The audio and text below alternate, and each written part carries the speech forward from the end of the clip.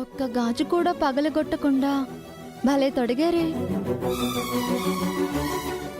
మీరు ట్రై చేసినట్టు లేదు, ఎంతో ఎక్స్పీరియన్స్తో చేసినట్టు ఉంది. అవునండి, ఇదివరకు నేను ఇల్లు తిరిగి గాజులు అమ్మేవాడిని. లేకపోతే ఏంటండి, ఏదో ట్రై చేశాను, వర్కౌట్ అయింది. దానికే మీరు ఎక్స్పీరియన్స్, కాంటాక్ట్ సర్టిఫికేట్ అంటే ఎలా? అయ్యో, నా ఉద్దేశం అది కాదండి. ఇంత బాగా గాజులు ఎలా తొడిగారా అని. మనసుంటే మార్గం ఉంటుందండి.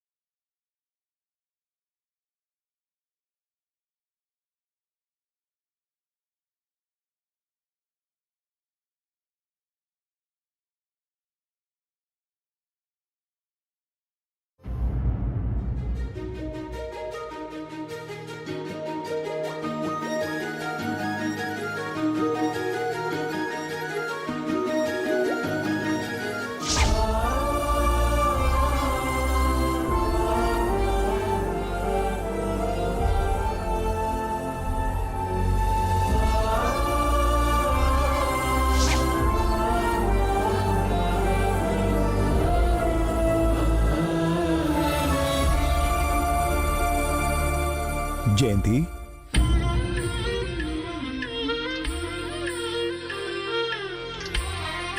మంచినీళ్ళు తాగు. అయ్యో, మీరు తెచ్చారేంటండి?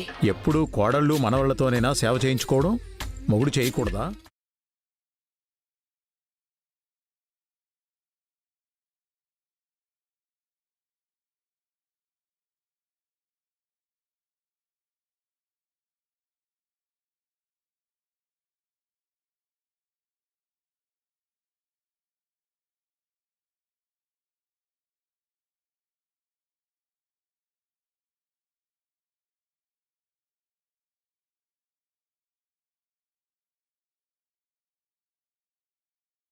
కల్లా కపటం ఎరుగని పిల్లలు, చల్లని దేవుడు ఒకటే అంటారు కదా.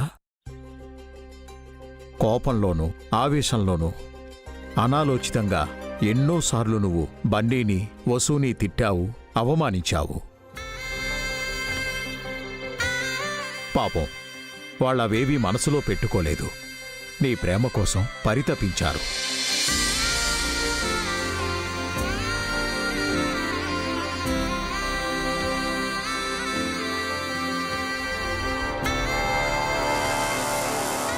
నీ మనసులో వాళ్లకు ఏ స్థానం ఉందో కాని వాళ్ల మనసులో మాత్రం నీకు మొదటి స్థానం ఉందనిపిస్తోంది జయంతి. నువ్వంటే వాళ్లకు ఎంతో ప్రేమ, గౌరవం ఉన్నాయి. ఏ రోజైనా నువ్వు అది గ్రహించావా?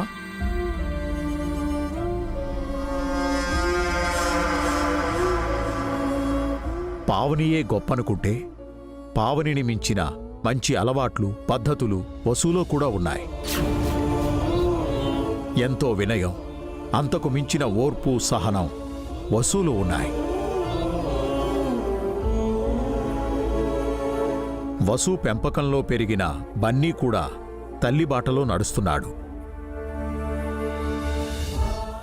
వారి తరఫున నాదో రిక్వెస్ట్ జయంతి, ఇకపైన వసూని అత్తలా కాకుండా అమ్మలా చూడు. ప్రేమ కోసం ఎదురుచూస్తున్న ఆ చిన్నారి బన్నీకి మంచి నానమ్మవవు.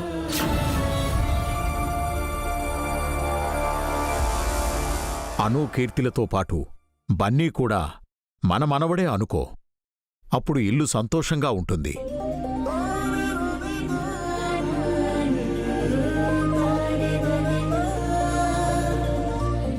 అవునండి, నా తప్పేంటో నేను తెలుసుకున్నాను.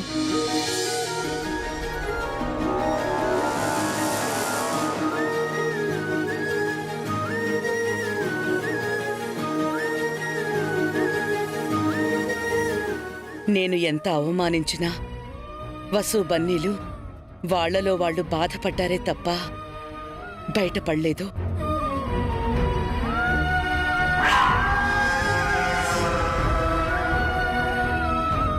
మీరు చెప్పినట్టు నేనే కోపం ఆవేశం తగ్గించుకోవాలి. వాళ్ళని అనే ముందు ఆలోచించాలి. ఇకపై వసుకి అమ్మగా, బన్నీకి నానమ్మగా ఉంటాను.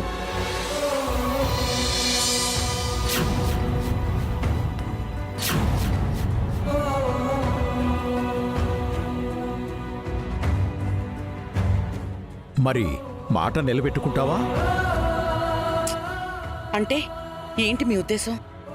అంటే నీ కోపం కాస్త ఎక్కువ కదా. ఇప్పుడు తగ్గించుకుంటాను, ఆవేశపడకుండా ఆలోచిస్తానని చెప్తున్నాను కదా. అదిగో మళ్ళీ కోపం వస్తోంది నీకు. జయంతి, నువ్వు కాస్త శాంతించు.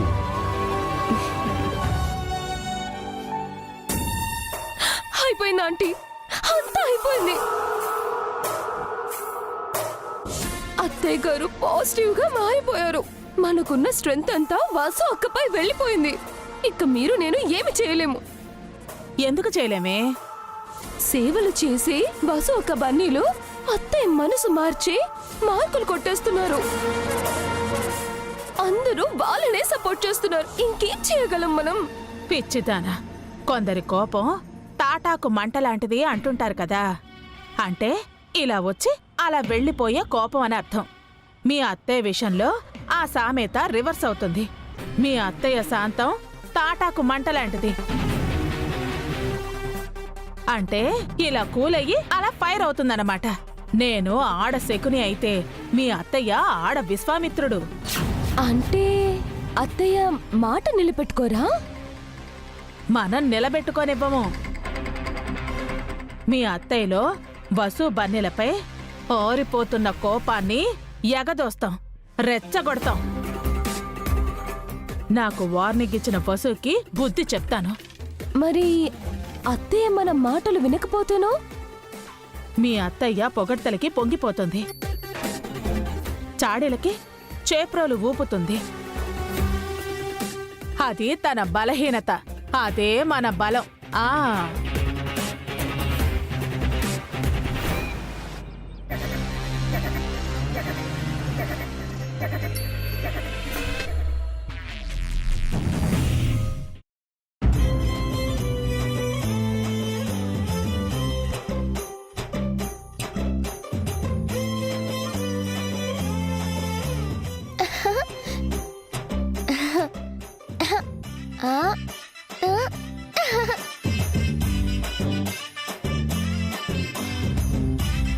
బాల్ బయటకు వెళ్ళిపోయింది.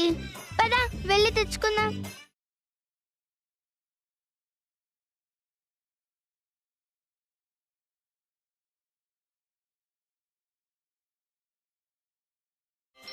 ఐస్ క్రీమ్, పాల ఐస్ క్రీమ్, ఐస్ క్రీమ్, పాల ఐస్ క్రీమ్. కీర్తి, ఐస్ క్రీమ్ తిందామా? పదా వెళ్ళి మమ్మీని అడుగుదాం.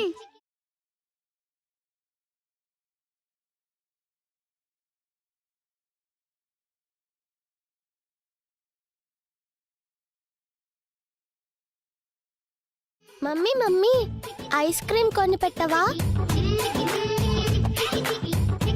ఇంటి బయట ఐస్ క్రీమ్ బండి ఉంది. వద్దమ్మా, బండి మీద ఐస్ క్రీము తినకూడదు, గొంతు పాడవుతుంది. తను ఎప్పుడు ఇంతే కీర్తి, ఏది అడిగినా వద్దు అని అంటుంది. వెళ్ళి నాన్నమ్మని అడుగుదాం కదా.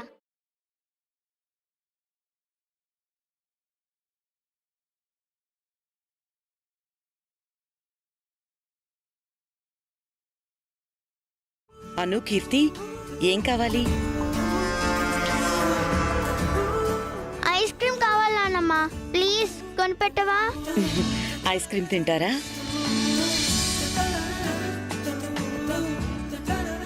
ఒక్క నిమిషం ఉండండి.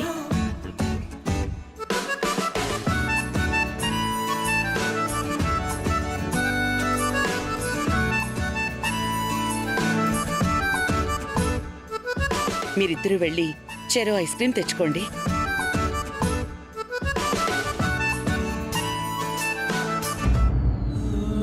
ఆగండి.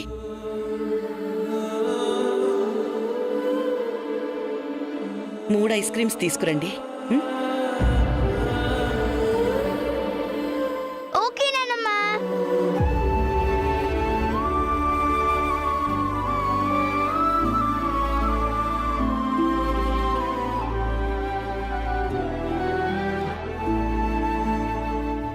మూడో ఐస్ క్రీమ్ ఎవరికి?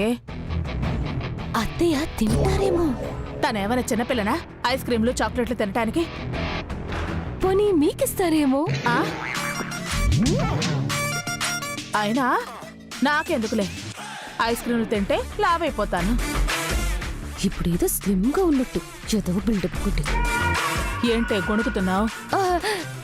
ఏం లేదా ఆంటీ. అంకుల్ 3 ఐస్ క్రీమ్స్ ఇవ్వండి.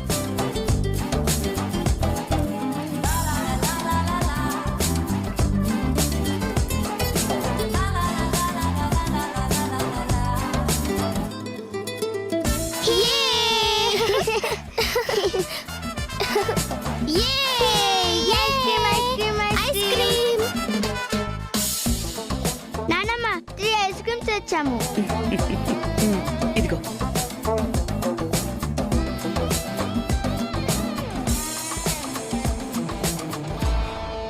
అదెవరికి నానమ్మ?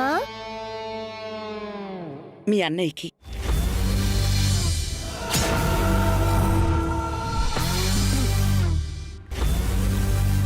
అన్నయ్య? అన్నయ్య ఎవరే? బన్నీ,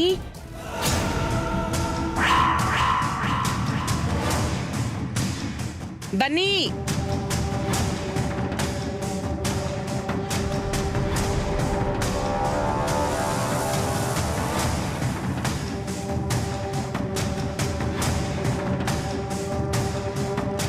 ఏంటి నానమ్మ? ఇదిగో ఐస్ క్రీమ్ తీసుకో.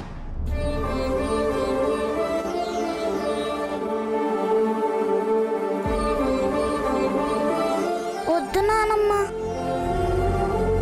చెల్లెళ్ళిద్దరూ తింటున్నారు కదా, నువ్వు తిను. థ్యాంక్ యూ నానమ్మ.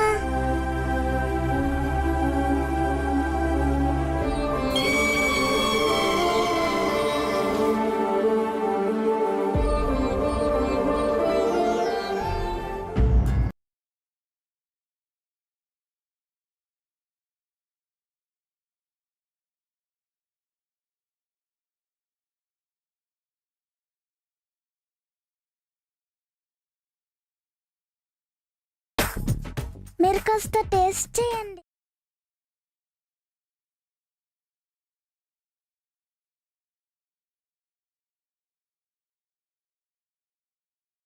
వద్దు బన్నీ, గొంతు పట్టేస్తుంది.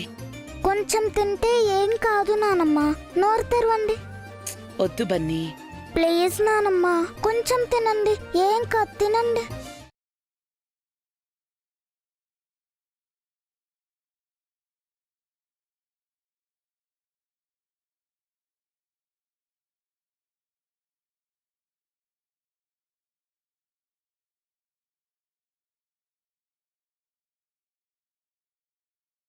నానమ్మ, టేస్ట్ ఎలా ఉంది? చాలా బాగుంది బన్నీ. అయితే ఇంకో స్పూన్ తినండి. అంతా నాకే పెట్టేస్తే నీకేం మిగులుతుంది బన్నీ? పర్వాలేదు నానమ్మ, మేమెప్పుడూ తింటూనే ఉంటాం కదా, మీరు అప్పుడప్పుడేగా తింటారు.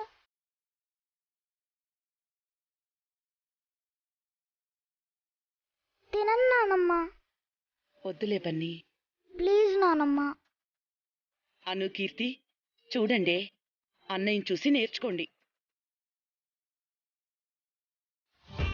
ఐస్ క్రీమ్ కొనిపెట్టగానే అన్నయ్య నాకు థ్యాంక్స్ చెప్పాడు. ఐస్ క్రీమ్ కూడా షేర్ చేశాడు.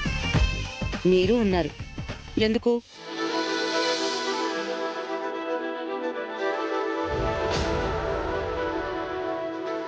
వాళ్ళు చిన్నపిల్లలు నానమ్మ, ఇంకా ఏమీ తెలీదు. నువ్వు పెద్దోడివా ఏంట్రా వాళ్ళని వెనకేసుకొస్తున్నావు? నేను వాళ్ళ అన్నయ్యను కదా నానమ్మ.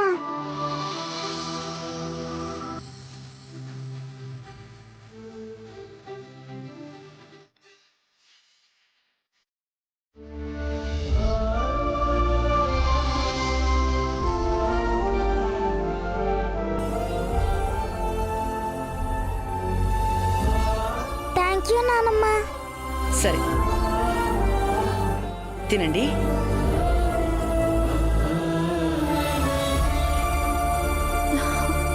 అక్క, నేను చూస్తున్నదంతా నిజమేనా? నన్ను ఒకసారి గిల్లవా? అవసరం లేదు వసు, అదంతా నిజమే.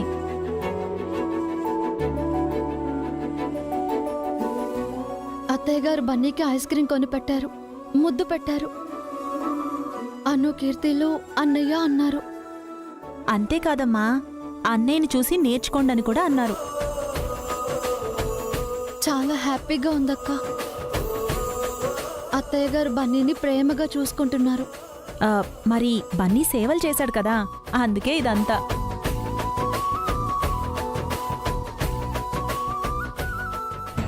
వీడేంటే మీ అత్తయ్యను అలా కాకపట్టేశాడు? మీ అత్తయ్య ఐస్ అయిపోయింది. అదే చెప్తున్నాను కదా ఆంటీ, మెల్లిమెల్లిగా అత్తయ్య మైండ్ స్టేట్ మారిపోతుంది. వసు అక్క బన్నీలపై అత్తయ్య పాజిటివ్ గా మారిపోతున్నారు. అలా జరగకూడదే. మీ అత్తయ్య వాడి పట్ల సూర్యకాంతం ఛాయాదేవిలాగా ఉండాలి. అత్తయ్య కన్నాంబ అంజలిదేవి ఆవిడే అని ఫిక్స్ అయిపోయింది. అబ్బా, ఏం చేద్దామే? ఏదో ఒకటి చెయ్యాలి ఆంటీ.